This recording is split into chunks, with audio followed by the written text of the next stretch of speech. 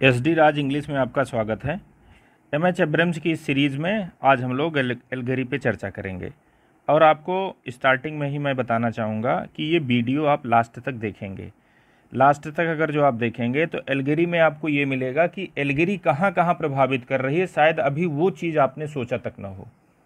तो इसमें आपको एल्गरी क्या होती है, टाइप्स इसके कितने होते हैं, फेबल में कैसे एल्गरी है, पैराबेल में कैसे एल्गरी है, एग्जाम्पलम में कैसे एल्गरी है, प्रोवर्ब्स में कैसे एल्गरी है, और लास्ट में आपको ये सब सारी चीज़ें जो है बताई जाएगी कि आपको एपिग्राम तक में एल्गरी आपकी जा रही है, कैसे जा रही है। तो इस पूरे वीडियो में आपके एल्गरी के जितने भी क्वेश्चंस हैं, जितने भी मन में डाउट्स हैं, वो आपको एकदम बिल्कुल क्लियर होने वाले हैं। और दूसरी चीज़ ये है कि ये जो वीडियो है एकदम ही व्यवहारिक भाषा में है। मैंने इसको एकदम सामान्य भाषा में बनाने का प्रयास किया है कि जिससे आपको ये चीज़ बिल्कुल पूरी समझ में आए।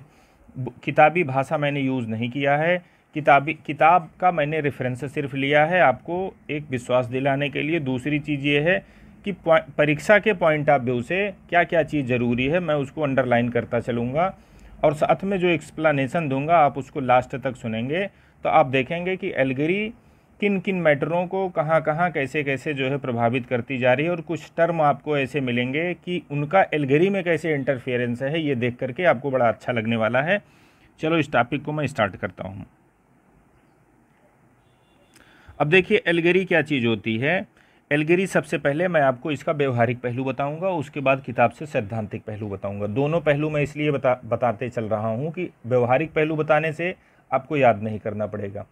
किताब से जो सैद्धांतिक पहलू है वो आपके परीक्षा के एकदम एग्जैक्ट पॉइंट ऑफ व्यू से वो आपका जो है ज़रूरी है। तो हमको दोनों तरीके से कवर करना है। सबसे पहले मैं आपको एल्गरी बता दूं। एल्गरी कोई भी वो चीज़ हो सकती है जिसकी दो मीनिंग निकलती है। अब दो मीनिंग का क्या मतलब है? दो मीनिंग का यहाँ ये मतलब है कि जैसे मान लीजिए मैंने एक स्टोरी गढ़ी, एक कहानी मैंने लिख डाली। अब इस कहानी लिखने पर इसकी दो मीनिंग निकल रही है, एक तो जो मैं बोल रहा हूँ और दूसरी इसकी हिडन मीनिंग। अब चलो इसको मैं एक आपको उदाहरण से समझाता हूँ। अब जैसे कछुआ खरगोश की कहानी सब लोगों ने सुना होगा। एक कछुआ होता है, एक खरगोश होता है, उनके सामने एक जो है रेस कंपटीशन रखी जाती है कि यहाँ तक इस डेडलाइन तक देखते हैं सबसे पहले कौन पहुँचता है। अब खरगोश महोदय को क्या होता है, इनको ओवर कॉन्फिडेंस होता है। ओवर कॉन्फिडेंस ये होता है कि मेरी स्पीड बड़ी ज़्यादा है, मेरे सामने कछुआ तो कुछ नहीं है। ये महोदय बड़ी तेज़ी से दौड़ते हैं और बीच में जाके सोचते हैं अरे अभी तो बहुत पीछे, चलो एक थोड़ा आराम कर लेते हैं। तो ये महोदय आराम करने लगते हैं और इनको लग जाती है नींद, ये सो जाते हैं। अब सो जाते हैं, ये जो है धीरे धीरे चलते चलते यहाँ डेड लाइन तक ये कहने का मतलब जो विनिंग लाइन होती है, विनिंग लाइन तक ये पहुँच जाते हैं। अब इनकी नींद खुली, अचानक देखा पीछे, सबसे पहले इनको क्या पीछे देखे, तो पीछे नहीं दिखा तो फिर आगे देखे, तब तक देखे ये यहाँ पहुँच गया। अब इनको बड़ी आत्मग्लानि हुई।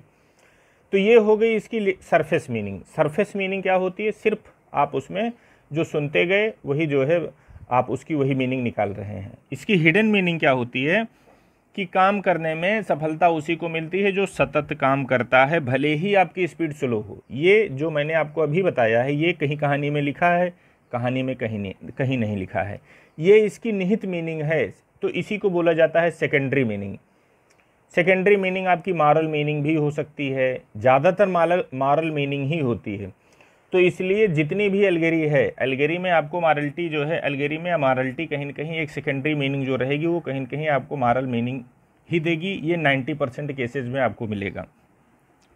तो आपने क्या समझा कि कोई भी चाहे वो ड्रामा हो, अगर जो उसकी दो मीनिंग निकल रही है, एक मीनिंग तो लिटरल मीनिंग, दूसरी मीनिंग उसकी हिडन मीनिंग, जैसे उससे क्या शिक्षा मिली आपको, ये भी समझो एल्गरी का ही पार्ट है।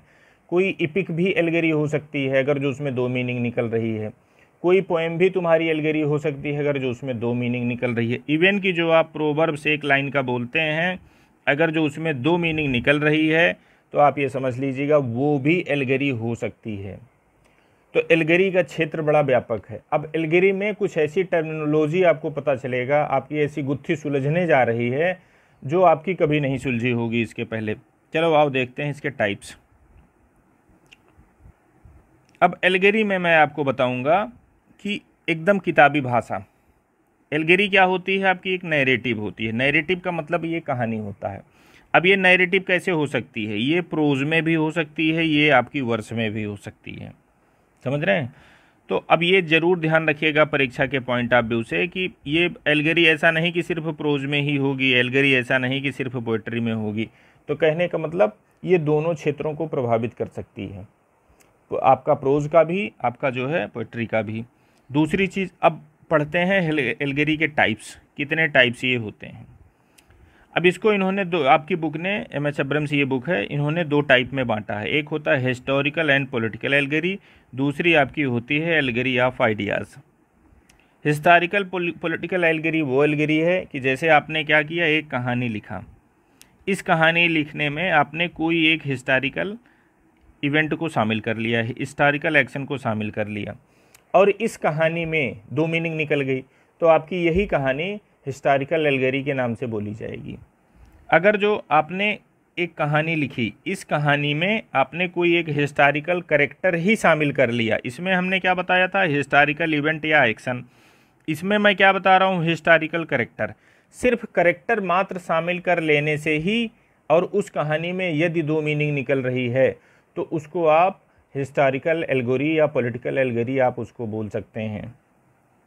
तो अब निष्कर्ष क्या निकला, निष्कर्ष ये निकला कि आप एक कहानी लिख रहे हैं, यदि आप एक कहानी लिखते हैं, उसमें चाहे एक हिस्टोरिकल एक्शन को शामिल कर लेते हैं या हिस्टोरिकल कैरेक्टर को शामिल कर लेते हैं, और इस कहानी की दो मीनिंग निकलती है, तो आपकी यही कहानी, यही कविता, यही ड्रामा, यही इपिक हिस्टोरिकल एल्गरी आपकी जो है बोली जाएगी। दूसरी चीज़ इस पे ये ध्यान दे, दूसरी चीज़ आपका आता है एल्गरी ऑफ आइडियाज़। एल्गरी ऑफ आइडियाज़ क्या चीज़ है? एल्गरी ऑफ आइडियाज़, जैसा कि नाम से ही आप देख लें परिलक्षित है, आइडिया का मतलब क्या होता है? आइडिया का मतलब होता है ऊपर वाले ने आइडिया का मतलब होता है एब्स्ट्रैक्ट थिंग। तो ऊपर वाले ने आपको 5 सेंस दे रखे हैं। 5 सेंस कहने का मतलब जैसे आपकी एक आँख हो गई, एक हो गया नाक हो गया, एक आपकी ज़बान हो गई, एक कान हो गया, एक त्वचा हो गई। इन 5 सेंसेज से परे अगर जो कोई चीज़ है, कहने का मतलब परे का मतलब यहाँ आप ये समझिएगा कि जैसे मैं आपको बोलूँ कि सिन को पकड़ लो, डेथ को पकड़ लो, चाइल्डहुड को पकड़ लो, आप इसको चाइल्डहुड को न पकड़ सकते हैं, न टच कर सकते हैं, न सूंघ सकते हैं, मतलब 5 सेंस आप इस पे अप्लाई करेंगे नहीं लगेगा। तो 5 सेंस जिस पे आप अप्लाई नहीं कर सकते हैं वो चीज़ को बोला जाता है एब्स्ट्रैक्ट। तो अब इसी एब्स्ट्रैक्ट चीज़ को लेकर के जैसे मैंने एक कहानी लिखी, इस कहानी में मैंने एब्स्ट्रैक्ट कोई चीज़ ली, और एब्स्ट्रैक्ट चीज़ ले करके मैंने उसको क्या किया, उसको एक मैंने कैरेक्टर के रूप में शामिल कर लिया। अब जैसे सिन, पैराडाइज लास्ट जब आप पढ़ेंगे तो सिन वहाँ एज ए करेक्टर है, जबकि सिन है क्या, सिन आइडिया है, एब्स्ट्रैक्ट थिंग है। डेथ एब्स्ट्रैक्ट थिंग है, लेकिन पैराडाइज लास्ट में वो एज ए करेक्टर यूज हुआ है। उन्होंने, मिल्टन ने क्या किया है, उसको एज ए करेक्टर वहाँ रिप्रेजेंट कराया है। और ये करेक्टर आपका रिप्रेजेंट कैसे होगा, बिना पर्सनिफिकेशन किए, बिना आप जो है इसका जो है फिगरेटिव यूज़ किए आप इसका नहीं कर सकते हैं। तो अब आप देखेंगे कि जो आपकी एल्गरी ऑफ आइडियाज़ होती है, इसकी प्रिंसिपल डिवाइस क्या होती है? इसकी प्रिंसिपल डिवाइस आपकी होगी पर्सनिफिकेशन। तो अब दोबारा से आप इसका जो है समअप एक बार ले लो। एल्गरी ऑफ आइडियाज़ क्या चीज़ होती है? कहने का मतलब एल्गरी ऑफ आइडिया वो चीज़ होती है कि जैसे आपने एक कहानी लिखी, इस कहानी में आपने कोई एक आइडिया को एज ए जो है पात्र, एज ए करेक्टर आपने रिप्रेजेंट करवा दिया। जैसे कि पैराडाइज लास्ट में मिल्टन ने करवाया है, किसको करवाया है, सिन को करवाया है, डेथ को करवाया है। और इस कहानी की दो मीनिंग निकले, एक तो लिटरल मीनिंग जो इसमें जो एकदम लिखा गया है वही मीनिंग, दूसरी हिडन मीनिंग। आपकी तुरंत ही आपकी जो है होगी एल्गरी ऑफ आइडियाज़। और दूसरी चीज़ याद रखना कि एल्गरी ऑफ आइडियाज़ की जो प्रिंसिपल डिवाइस होती है वो होती है पर्सनिफिकेशन, क्योंकि बिना पर्सनिफिकेशन की आप एल्गरी ऑफ आइडिया बना ही नहीं सकते हो। इसी कड़ी में आपको नेक्स्ट जो है, अभी आपका एल्गरी ख़त्म नहीं हुआ है, इसी कड़ी में आपको एक नेक्स्ट टर्म मिल रहा है एल्गोरिकल इमेजरी। ये क्या चीज़ होती है? एल्गोरिकल इमेजरी, जैसे तुमने एक कहानी लिखा, कहानी आपने इसमें शब्दों के माध्यम से आपने एक ऐसा चरित्र चित्रण किया, आपने ऐसा डिस्क्रिप्शन दिया कि मेरे आंखों के सामने मैं उसको सुन ही रहा हूँ, एकदम चित्र फिगर जैसे बन गया। जो है मूर्त स्वरूप मिल गया। अब ये क्या हो, इमेज बन गई, ये इमेजरी हो गई।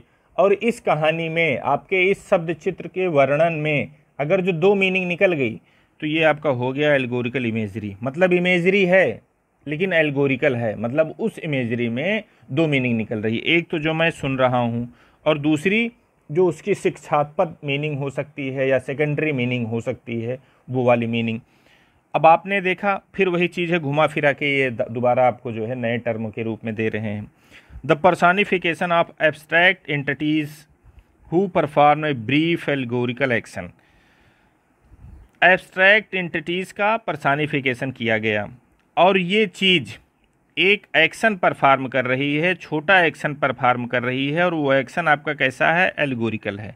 कहने का मतलब एब्स्ट्रैक्ट एंटिटीज़ को लेकर के आपने एक कोई काम करवाया, जैसे अमूर्त चीज़ को आपने एज ए करेक्टर रिप्रेजेंट करवा करके उनसे एक आपने कोई काम करवाया और वो काम एल्गोरिकल है। कहने का मतलब वहाँ पे जो आपने काम करवाया उसकी दो मीनिंग निकल रही है, एक तो नॉर्मली वाली मीनिंग, दूसरी सेकेंडरी वाली मीनिंग।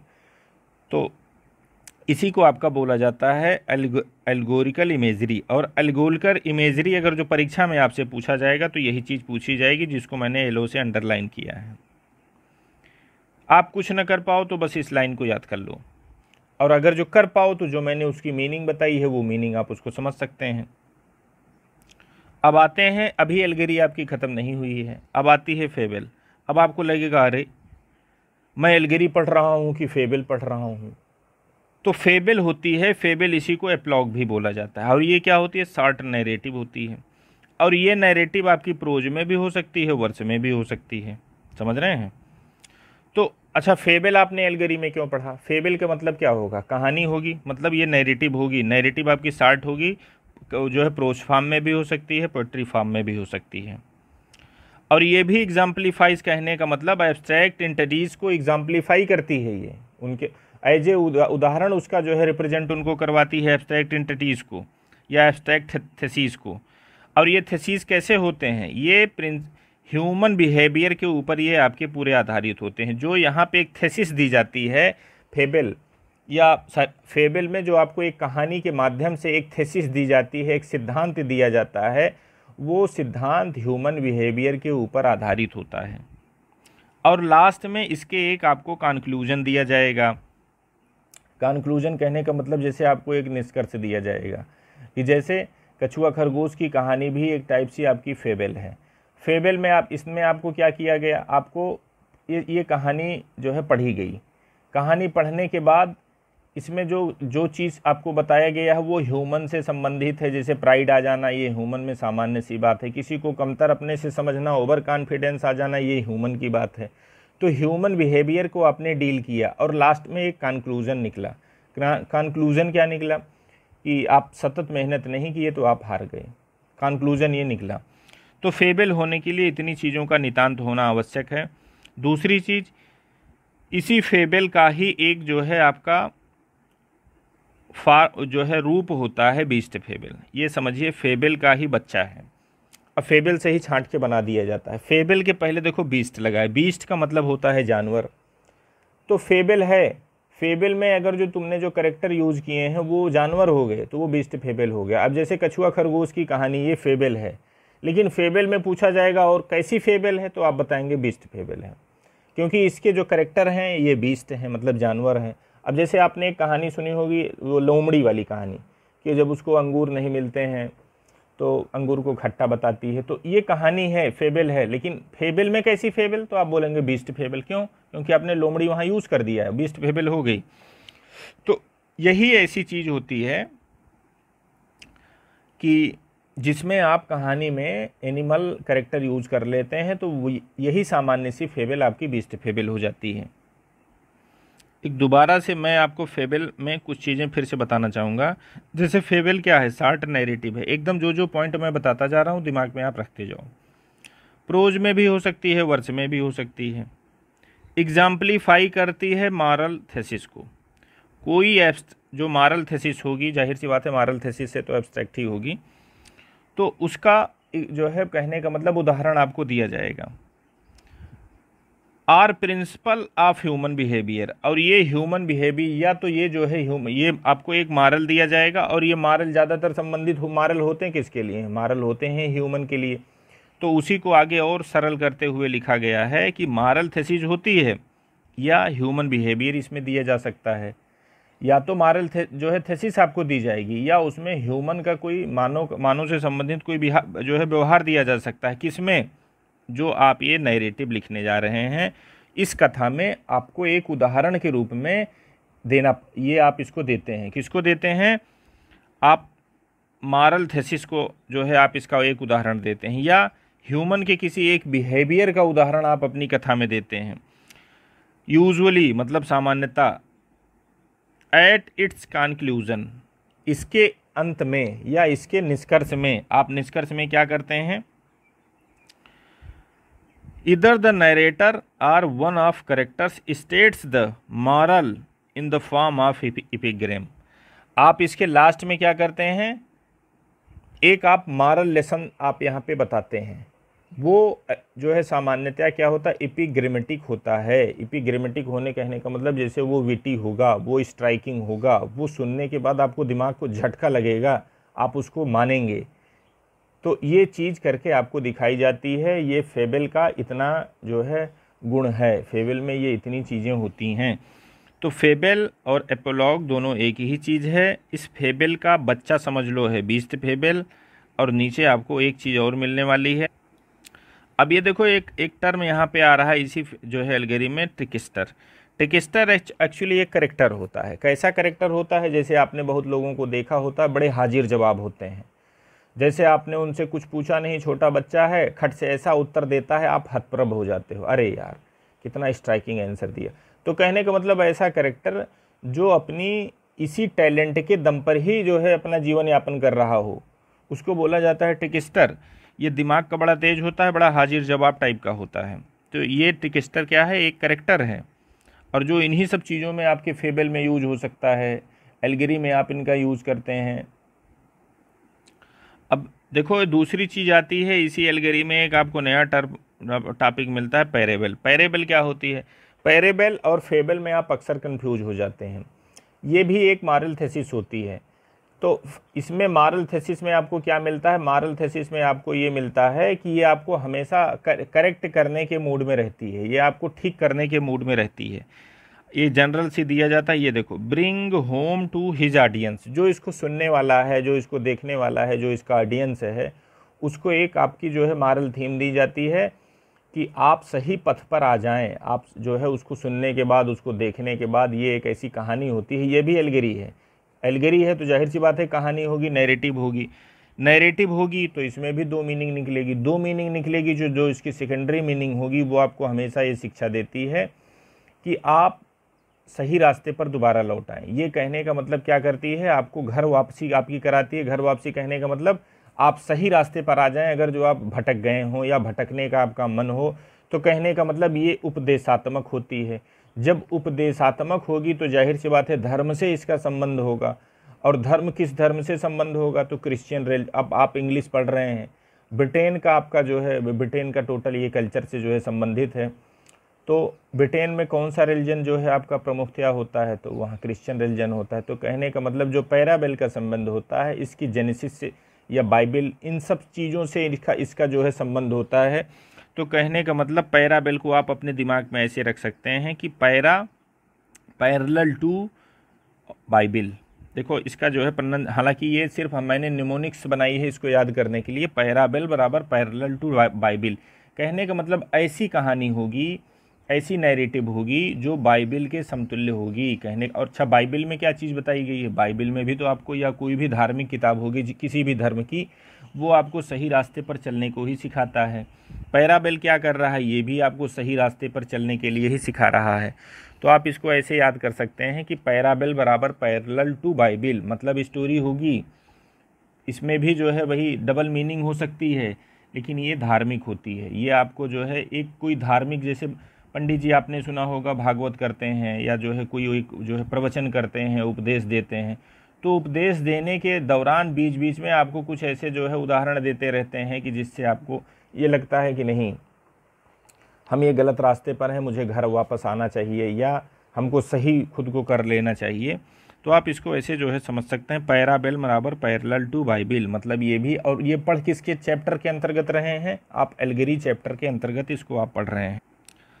अब इसी आपका एग्जाम, अभी आप जो है एल्गेरी ही पढ़ रहे हैं, इसी एल्गेरी में एक आपको क्या मिला, एग्जाम्पलम मिला। अब देखो पैराबेल, धार्मिक चीज़ें शुरू हो गई हैं, ये भी उसी धार्मिक चीज़ से संबंधित है। एग्जाम्पलम क्या चीज़ होता है, एग्जाम्पलम का मतलब होता है एग्जाम्पल। कैसा एग्जाम्पल, जो धार्मिक उपदेशों में दिया जाता है। जैसे धार्मिक उपदेश क्या चीज़ होती है, आपने भगवान सत्यनारायण की कथा सुना होगा। सत्यनारायण, या जो भी, मैं हिंदू रिलीजन से संबंधित हूँ, इसलिए मुझे इस कल्चर से फेमिलियरिटी है, तो मैं इसी के बारे में जान रहा हूँ, इसलिए मैं इसका ही जिक्र कर रहा हूँ। अब जैसे भगवान सत्यनारायण की कथा हमने सुनी, तो भगवान सत्यनारायण की कथा में जो पंडित जी होते हैं वो ये बताते हैं कि अपने किसी सिद्धांत को, कि अगर जो आप भगवान सत्यनारायण की पूजा करते हैं, उनमें आप श्रद्धा रखते हैं, विश्वास रखते हैं, तो आपको जीवन में यहाँ तो कष्ट नहीं होगा और लास्ट में आपको आसानी से मोक्ष की प्राप्ति हो जाएगी। तो ये सिद्धांत जो है पंडित जी हमको बताते हैं, इस सिद्धांत को और पुष्ट करने के लिए वो कुछ उदाहरण देते हैं। उन्हीं उदाहरणों को एग्जाम्पलम बोला जाता है। जैसे जो भी कहानी सुने होंगे सत्यनारायण भगवान की, उसमें 2-3 कहानी हमने भी सुनी है। अब जैसे लीलावती कलावती की कहानी, मोरध्वज की कहानी, लकड़हारे की कहानी, ये सब अगर जो आपने ध्यान से सत्यनारायण भगवान की कथा सुना होगा तो ये चीज़ वहाँ पे जिक्र जरूर हुआ होगा। तो कहने का मतलब किसी भी धार्मिक उपदेश में, प्रवचन में या सरमन में रिलीजियस होना चाहिए। उसमें जो एक सिद्धांत बताया जाता है, उस सिद्धांत को और पुष्ट करने के लिए आप एक उदाहरण देते हैं, तो उसी उदाहरण को ही एग्जाम्पलम बोला जाता है। अच्छा ये बताना, जो लकड़हारे की कहानी आपने सुना या मोरध्वज की कहानी सुना, तो एक तो लिटरल मीनिंग निकली कि लकड़हारा था, भीख मांगा और जो है लास्ट में भगवान की सेवा की और मोक्ष को प्राप्त हुआ। दूसरी चीज़ ये निकली, दूसरी इसकी हिडन मीनिंग क्या निकली, हिडन मीनिंग ये निकली कि आपके पास पैसे कम हो ज़्यादा हो ये मैटर नहीं करता है। मैटर ये करता है कि अगर जो ईश्वर के प्रति आप सच्चे हैं तो ईश्वर अपने चरणों में आपको स्थान देगा, वो चाहे राजा हो और चाहे रंक हो। ये इसकी सेकेंडरी मीनिंग निकल गई। तो जब सेकेंडरी मीनिंग निकल गई तो ये भी हो गया एल्गेरी। तो एग्जाम्पलम भी एक टाइप की आपकी एल्गेरी ही है। अब आ जाओ, देखो प्रोवर्ब्स, देखो इसी का जिक्र मैंने किया था। प्रोवर्ब से यहाँ आप क्यों पढ़ रहे हैं, क्योंकि जितने भी प्रोवर्ब हैं उसमें भी 2 मीनिंग निकलती है। एक तो जो आप सुनते हैं और दूसरी उसकी जो निहित मीनिंग निकलती है। जैसे आपका होता है स्टेच इन टाइम सेव्स 9, तो मतलब समय पे एक टाँका जो है आपका 9 बचाता है। तो इसका मतलब एक तो सामान्य मीनिंग, दूसरे का मतलब ये हो गया कि समय पर अगर जो कोई चीज़ आप काम कर देते हैं तो बहुत बड़े नुकसान से तुम, समय पे एक छोटा सा अगर जो आप काम करते हैं तो उसका बेनिफिट तुमको फ्यूचर में बहुत ज़्यादा मिल सकता है, या फ्यूचर के किसी बहुत बड़े नुकसान से आप खुद को बचा सकते हैं। तो जितने भी आपके प्रोवर्ब्स हैं, प्रोवर्ब्स भी एल्गेरी का ही एक पार्ट है। कहने का मतलब प्रोवर्ब्स भी एल्गेरी चैप्टर के अंतर्गत आप पढ़ सकते हैं, क्योंकि इसमें डबल मीनिंग निकलती है और ये एम.एच. अब्रम्स बुक आपको ये सब सारी चीज़ें पढ़ाई है। अब प्रोवर्ब्स से समझ लो होता क्या है। प्रोवर्ब्स होता है शार्ट पिथी स्टेटमेंट। कहने का मतलब प्रोवर्ब शार्ट होगी, ओजपूर्ण स्टेटमेंट होगा। ओजपूर्ण स्टेटमेंट कहने का मतलब सुनोगे तो तुम्हारे रोमे खड़े हो जाएंगे, या आप इसको मानने के लिए बाध्य हो जाएंगे। मतलब इस वे में ये बोला जाएगा, वाइडली एक्सेप्टेड। अब ये ऐसा नहीं कि ऐसी चीज़ आपको बताई जाएगी जो आप इसको स्वीकार न कर सको, तुम स्वीकार इसको करोगे। हाँ, बात तो सही है, ऐसा ये वाली फीलिंग आएगी। ट्रूथ अबाउट एवरीडे लाइफ, जो ये आप कहने का मतलब पिटी स्टेटमेंट रहेगा, ये वाइडली एक्सेप्टेड रहेगा। और ये वाइडली एक्सेप्टेड कैसा, ये प्रतिदिन जो आपकी जो है दिनचर्या है उसके ऊपर रहेगा। कहने का मतलब वो चीज़ उसके ऊपर रहेगी। तो इसमें आपने क्या देखा, शार्ट होगा, पिटी स्टेटमेंट होगा, वाइडली एक्सेप्टेड होगा, और ये कैसा ट्रूथ होगा, एवरीडे लाइफ वाला ट्रूथ होगा। तो प्रोवर्ब में इतनी क्वालिटी होती है, और इतनी क्वालिटी लगा करके तुमने अगर जो 1 लाइन 2 लाइन लिखी और उस 1 लाइन 2 लाइन में 2 मीनिंग निकलेगी, तो जब 2 मीनिंग निकलेगी तो ये भी हो गया एल्गेरी। तो इसीलिए मैंने स्टार्टिंग में ही आपको बताया था कि प्रोवर्ब से भी आप एल्गेरी के अंतर्गत देखेंगे, पाएंगे। तो इस प्रकार से आपका एल्गेरी का चैप्टर ख़त्म होता है, और आप लोग जो है इनका आनंद लीजिए। और भी जिन पे आपको चाहिए जिन भी मतलब टॉपिक्स पे आपको चाहिए आप मेंशन करते रहिएगा। मैं आपको ऐसे ही व्यवहारिक भाषा में, समझने वाली भाषा में आपको बताऊंगा। और नेक्स्ट वीडियो में मैंने इसकी क्विज भी बना के रखी है। तो आप, हमारा टोटल ये उद्देश्य है कि किसी भी तरीके से आप स्किप न करें। इसकी जितनी भी चीज़ है वो आप चाहे जैसे मैंने इसको आप पहले अभी समझाया है, फिर मैंने इसी बुक को आधार बना करके मैंने इसकी क्विज भी बनाई है। नेक्स्ट वीडियो में मैं उसी क्विज को आपको सॉल्व करवाऊंगा। अगर जो आप हमको ज्वाइन करना चाहते हैं तो आप हमको ज्वाइन भी कर सकते हैं। थैंक्स।